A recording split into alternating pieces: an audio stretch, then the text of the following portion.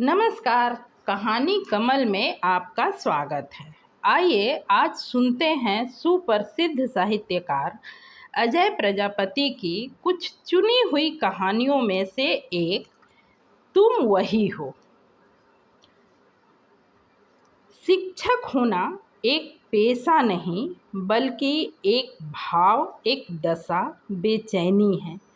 देने की, बांटने की, बरसाने की एक अनंत बेचैनी। ठीक उसी तरह शिक्षार्थी होना एक प्यास है, अनंत प्यास, ग्रहण करने की, पाने की, अपने आप में समाहित कर लेने की। ऐसे शिक्षक एवं ऐसे विद्यार्थी जब एक दूसरे से मिलते हैं तब उनके बीच स्वतः ही आत्मीयता पैदा हो जाती है। एक ऐसी आत्मीयता जो जन्म देती है तुम वही हो जैसी प्रेम कथा। प्रतिभा, तुम मेरी ऐसी ही शिष्या थी। अब तुम्हें देख तो नहीं सकता पर स्नेह सुमन तो अर्पित कर सकता हूँ इस कहानी के माध्यम से। उल्लास से भरी मेरी बेटी प्रतिभा पापा पापा कहती हुई तेजी से मेरे कमरे में आई और एक जोरदार सैल्यूट मार हंसती हुई मुझसे लिपट गई। फिर बोली, पापा जी, मेरी ट्रेनिंग पूरी हो गई। अब मैं पूर्ण रूपेण भारतीय वायुसेना की एक पायलट हूँ। मैंने आपका सपना सच कर दिखाया। अब आप भी अपना वादा पूरा कीजिए और मुझे बतलाइए कि मेरा नाम प्रतिभा होने के पीछे कौन सा रहस्य है, कौन सी कहानी है जिसके कारण आपको पुलिस की हिरासत में भी रहना पड़ा था। मैंने बड़े भावुक अंदाज में उसकी पीठ थपथपाई और कहा, हाँ प्रति, हाँ, अब मैं तुम्हें ज़रूर बताऊंगा वह कहानी, ज़रूर खोलूंगा वह रहस्य। फिर थोड़ा रुककर अपनी यादों को समेटता हुआ बोला, वह बड़ी बड़ी आँखों वाली एक मासूम सी लड़की थी जो बहुत कम बोलती थी, बहुत कम मुस्कुराती थी, हंसती तो शायद थी ही नहीं, हमेशा अपने काम में व्यस्त रहती थी। मैं उसे ट्यूशन पढ़ाया करता था और एमएससी पास कर खुद भी प्रतियोगी परीक्षाओं की तैयारी में लगा हुआ था। उसी वक्त एक ऐसी घटना घट गई जिसकी खोजबीन के सिलसिले में पुलिस ने मुझे हिरासत में ले लिया। मैं तुम्हें एक पत्र देता हूँ जिसे पढ़कर उस वक्त की सारी बातें तुम्हें स्वतः ही ज्ञात हो जाएगी। कहकर मैंने फाइलों के बीच से एक लिफाफा निकाला और उसकी ओर बढ़ा दिया। उत्सुकता से भरी प्रतिभा ने लिफाफा लगभग झपट लिया और फिर वहीं पढ़ने बैठ गई, जिसमें लिखा था, मास्टर जी, आप अपनी प्रति को याद कीजिएगा ना, भूल तो नहीं जाइएगा। मैं आपसे मिले बिना ही जा रही हूँ, दूर, बहुत दूर, मगर मैं जानती हूँ वहाँ आपके बिना मन नहीं लगेगा। बहुत याद आएंगे आप, और याद आएगा आपका प्यार से गालों पर थपकियाँ देना एवं प्रति कहना, सिर्फ प्रति। प्रतिभा तो आपने मुझे कभी कहा ही नहीं। आप अक्सर कहा करते थे, मैं अपने पापा के सपनों की प्रति बनूं। आप अपनी भी आकांक्षाओं की प्रतिलिपि मुझ में तलाशते थे। जब मैं 10वीं पास हुई थी तब मेरी सफलता पर खुश होने के लिए पापा तो न थे मगर आप थे। आपने कहा था, ऐसे ही मेहनत से लगी रहो, अभी से लक्ष्य लेकर पढ़ना प्रारंभ करो, बड़ी सरलता से तुम्हारा इंजीनियरिंग में चयन हो जाएगा। सच मास्टर जी, क्या मैं इंजीनियर बन सकती हूँ?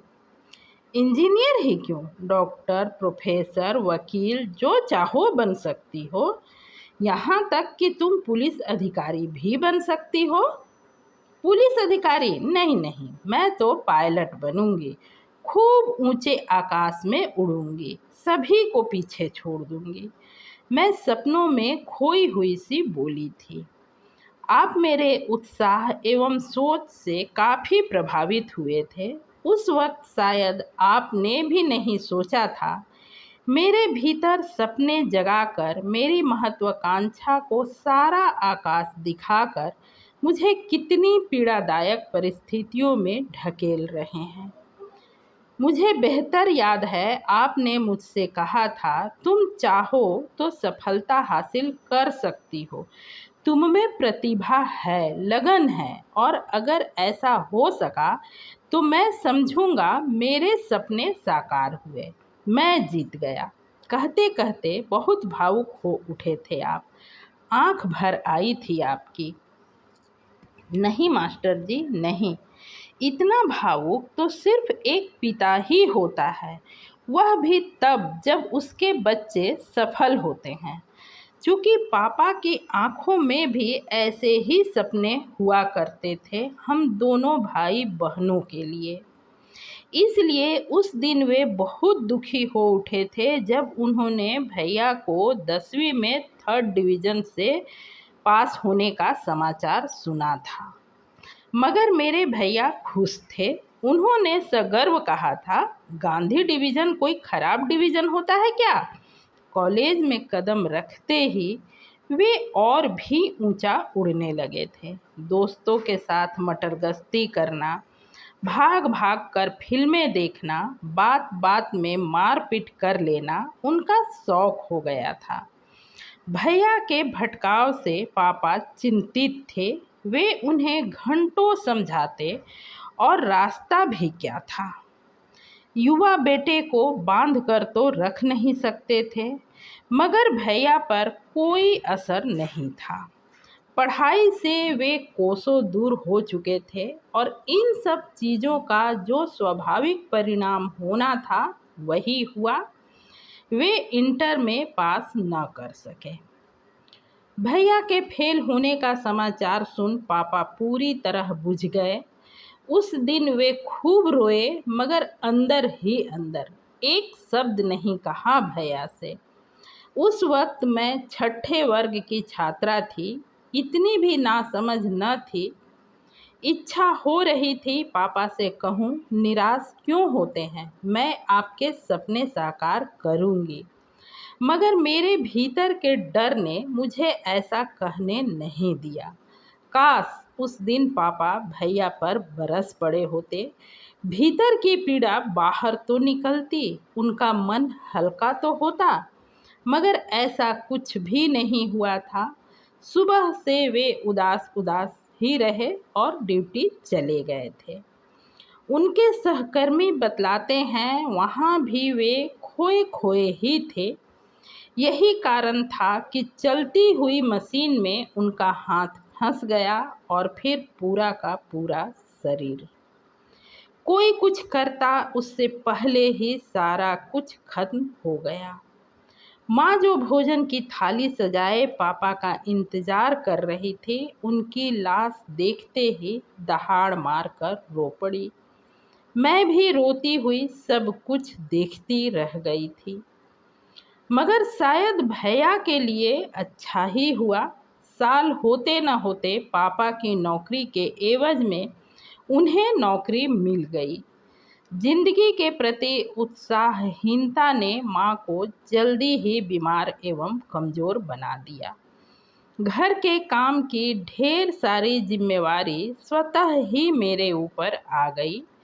अक्सर ही सुबह उठ चूल्हे चौके में लग जाती, सारे कामों से निपट स्कूल भागती, वहाँ से लौटकर फिर अपने आप को घर के कामों में झोंक देती।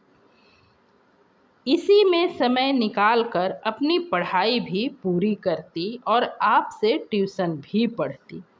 देखते ही देखते 10वीं पास कर सारे जहां की खुशियां एवं सपने समेटे महाविद्यालय के प्रांगण में कदम रखा। उसी वक्त संबंधियों की नज़र भैया पर पड़ी, भैया की नौकरी पर पड़ी, उनकी शादी के लिए दबाव पड़ने लगे। माँ ने अपनी कमज़ोर होती हड्डियों को देखा, मेरी परेशानियों को महसूस किया, भैया की मटर गश्तियों पर नज़र डाली और तब उन्हें भी लगा सब ठीक ही तो कह रहे हैं। उस वक्त तो माँ अपने आप को और भी ज़्यादा खुशनसीब समझने लगी जब उन्हें पता चला उनके कम पढ़े लिखे सांवले से बेटे की होने वाली बहू उससे भी ज़्यादा पढ़ी लिखी, खूबसूरत एवं ऊंचे खानदान की है। मैं भी खुशी से भर उठी, भरती भी क्यों ना, कौन लड़की भाभी नहीं चाहती। सोचती जब भाभी आ जाएगी तब अपनी पढ़ाई पर ज़्यादा ध्यान दे सकूंगी, क्योंकि घर के काम के लिए भाभी रहेगी और फिर भाभी पढ़ाई के मामले में भी तो मेरी सहायता करेगी। काश सचमुच ऐसा ही हुआ होता, मगर मेरी भाभी तो पढ़ाने नहीं राज करने आई थी। उसकी माँ ने शायद मंत्र देकर भेजा था, जा तुझे ऐसा घर मिला है जहाँ तू राज करेगी। और राज करना भला कौन नहीं चाहता। घर में घुसते ही उनके लिए बेड टी बनानी पड़ी थी। सर दर्द जो प्रारंभ हो गया था। वह पहली बेड टी मैंने बनाई थी, मगर वह अंतिम नहीं थी। उसके बाद तो मेरी जिम्मेवारियां बढ़ने का सिलसिला ही प्रारंभ हो गया था।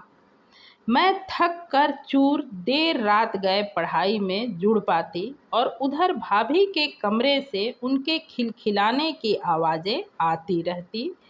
टीवी की आवाज़ से मेरा ध्यान भटकता, मगर फिर अपने आप को समझाती पापा के सपनों को साकार करना है, आपकी अपेक्षाओं पर खरा उतरना है, तो मुझे तपस्या करनी ही होगी। भाभी का सारा वक्त आईने के सामने घंटों बैठकर सजने संवरने, वैवाहिक जीवन के सपने बुनने एवं मैके से मिली रंगीन टीवी देखने में ही गुजरता। उन्हें न तो मेरी भावनाओं की कद्र थी और न मेरी आवश्यकताओं की चिंता। नई नई बहू माँ कहती भी क्या, मेरे पास तो अधिकार ही नहीं था कि कुछ कह सकूं। नतीजतन मेरी पढ़ाई की गति में थोड़ी कमी आई। आपने कई बार समझाया, कई बार खींचे और उस दिन पहली बार मुझे थप्पड़ मारा। आपको भला क्या मालूम कि मैं किन परेशानियों में घिरी हुई थी। मैंने आपको कभी बताया भी तो नहीं। आपने ठीक ही किया था जो मुझे मारा था। मारने के बाद क्षमा मांगने की कोई आवश्यकता नहीं थी।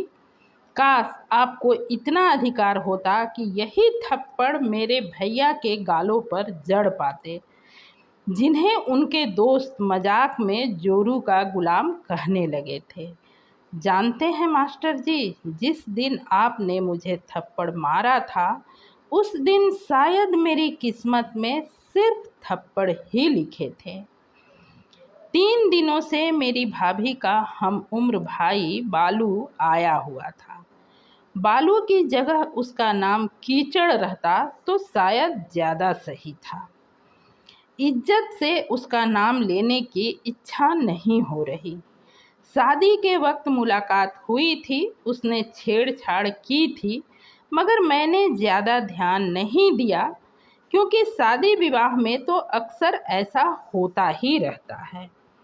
इस बार भी जब वह आया, मैं बड़ी सहजता से मिली। भाभी का भाई था, कैसे न मिलती, मगर मुझे क्या मालूम कि उसकी नीयत में खोट है। मेरी मुस्कुराहट एवं अपनेपन को गलत अर्थ में ले रहा है। घर में घुसते ही किसी न किसी बहाने वह मुझसे सटने की कोशिश करता रहा। दूसरे दिन उसने मेरी चुन्नी तक खींच ली। मजाक समझ मैंने ज़्यादा ध्यान नहीं दिया। तीसरे दिन दोपहर में मैं अकेली अपने कमरे में पढ़ रही थी। उसने चुपके से आकर मुझे अपनी बाहों में भर लिया। निश्चय ही यह मजाक नहीं था। मैंने अकबकाकर उसे जोर से धक्का दिया। वह लड़खड़ाकर गिरा, उसका सर पलंग के कोने से टकराया। उसे ऐसी उम्मीद न थी। गुस्से से तिलमिलाते हुए उसने एक जबरदस्त चांटा मेरे गाल पर जड़ दिया। भाभी की सह ने उसे निडर जो बना दिया था। हल्ला गुल्ला सुनकर भाभी दौड़ी आई और अपने भाई के सिर से खून बहता देख गालियां बकती हुई मुझ पर पील पड़ी। उनकी मार से बचने के लिए मैं भागी और माँ से लिपट कर फूट फूट कर रोने लगी। माँ पहले तो समझ नहीं पाई, फिर मुझे सांत्वना दे पूछने का प्रयास करने लगी। मैंने यूं ही टाल दिया। पूरी बात बताकर फायदा भी क्या था। माँ अगर क्रोधित हो कुछ बोलती तो झगड़ा बढ़ता ही, घटता तो नहीं। नमक मिर्च लगाकर भैया तक बात पहुंचती। वे माँ की तो सुनते नहीं, बहन की तो सुनते नहीं, सुनते तो पत्नी और साले की ही, और सचमुच हुआ भी ऐसा ही।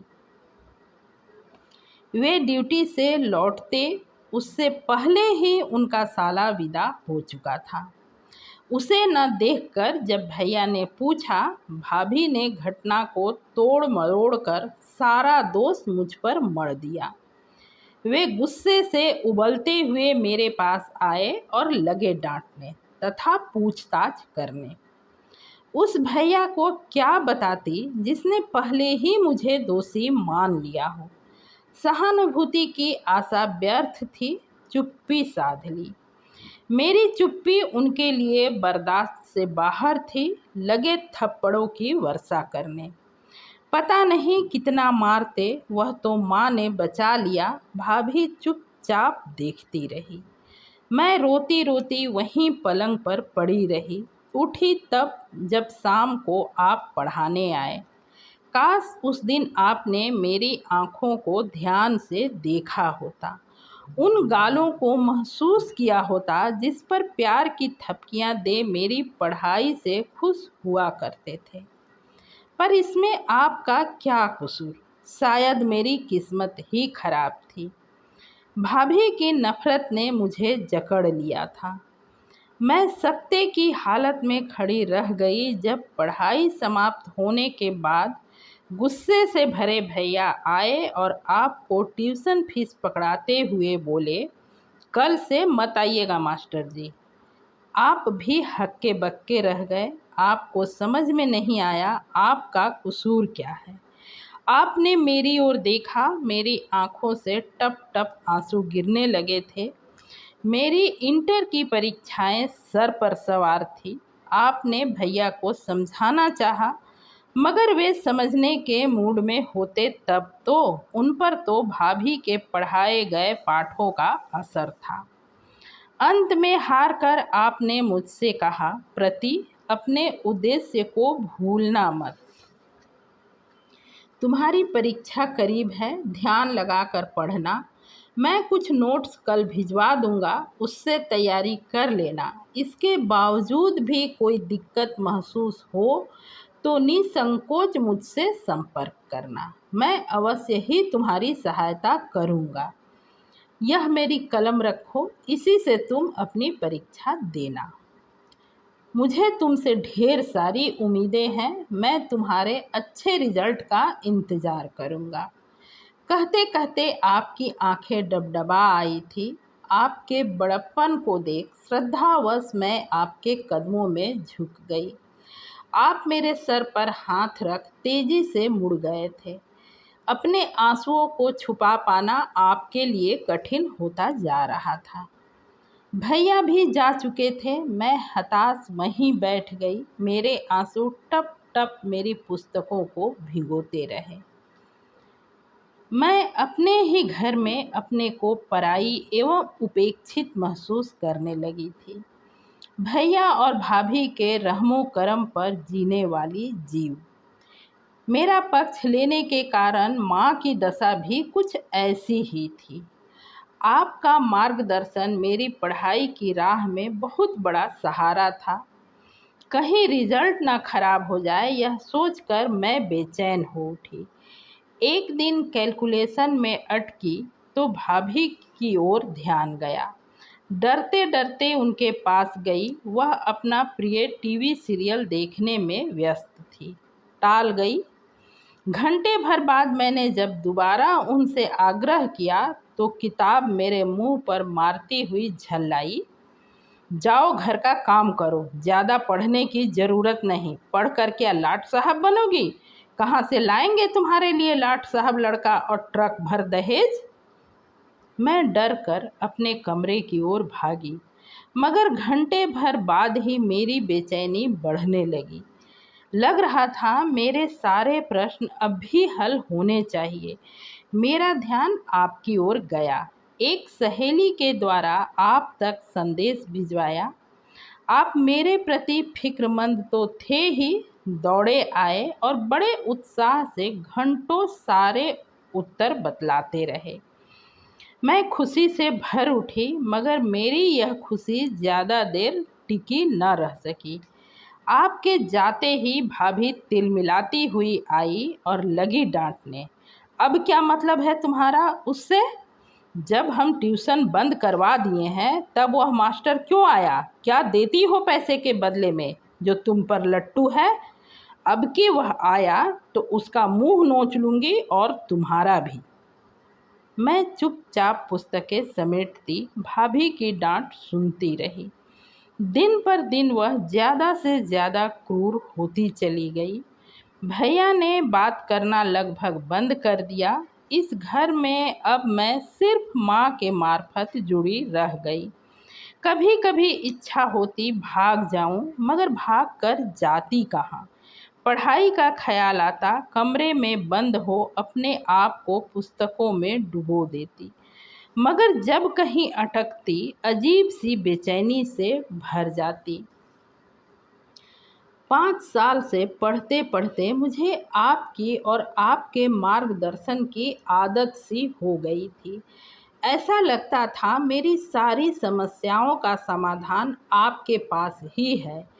इसी मानसिकता से वशीभूत होकर उस दिन मैं एक सहेली के घर जाने का बहाना बनाकर आपके घर जा पहुंची। और करती भी क्या, आपका नाम लेती तो आज्ञा जो न मिलती। आप मेरे आने का कारण जान बहुत खुश हुए और काफ़ी देर तक पढ़ाते रहे। आपकी प्रेरक बातों ने मेरे भीतर के मुरझाए मन को फिर से खिला दिया। उत्साह से भरी हुई जब घर पहुंची, सभी दरवाजे पर गंभीर मुद्रा में खड़े मिले। मेरा दुर्भाग्य, वह सहेली मुझे खोजती हुई मेरे पीछे मेरे घर आ पहुंची थी। मतलब साफ था, मैं कहीं और गई थी। आतंक से कांप उठी। सच बतलाने के सिवा कोई रास्ता न था, मगर सच को सच के नज़रिए से देखने की इच्छा भाभी के मन में जरा भी नहीं थी। वह भैया की ओर देखती हुई चिल्लाई, तुम्हारी लाडली मुंह काला करने गई थी। मैं पहले ही कहती थी ना कि इसका जरूर मास्टर से कुछ लटपट है। अब अपनी आंखों से देख लिए ना।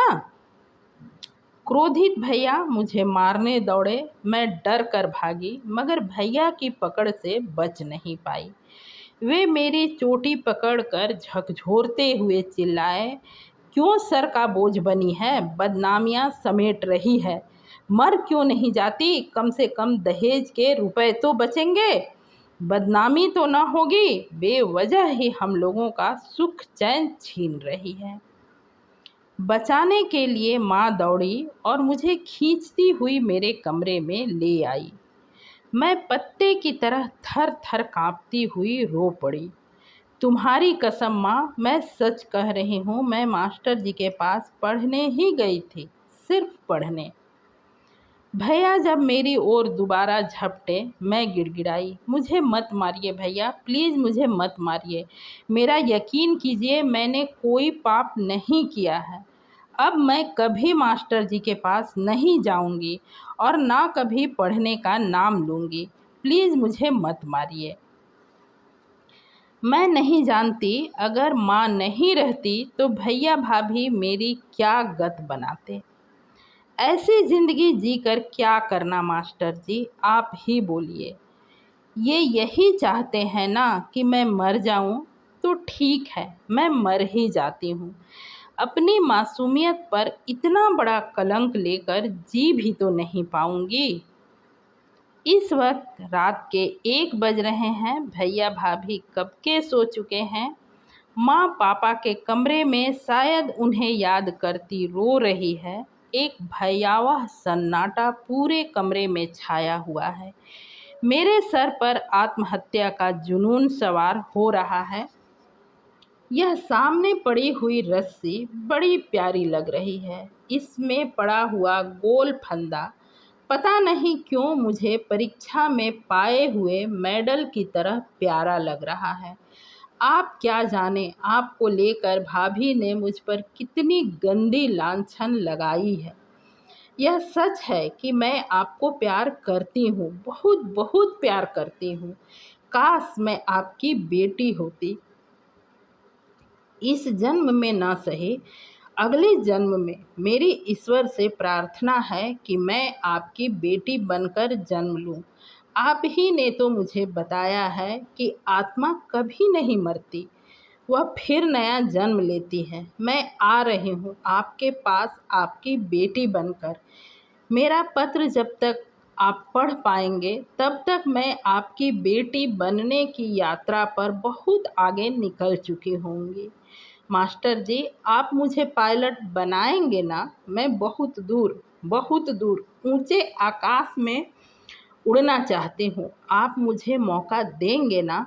पत्र समाप्त कर मेरी बेटी प्रतिभा अपने आंसू पोंछती हुई बोली, पापा, क्या आप प्रति को सचमुच बहुत प्यार करते थे।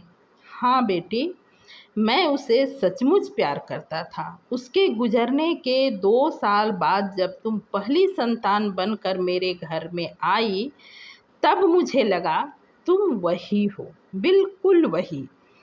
अपना सपना पूरा करने लौट आई हो मेरी बेटी बनकर। समाप्त। कहानी को पढ़ते वक्त भावनात्मक होने के कारण थोड़े से स्वर में उतार चढ़ाव को क्षमा करें और पूरी कहानी सुनने के लिए दिल से धन्यवाद।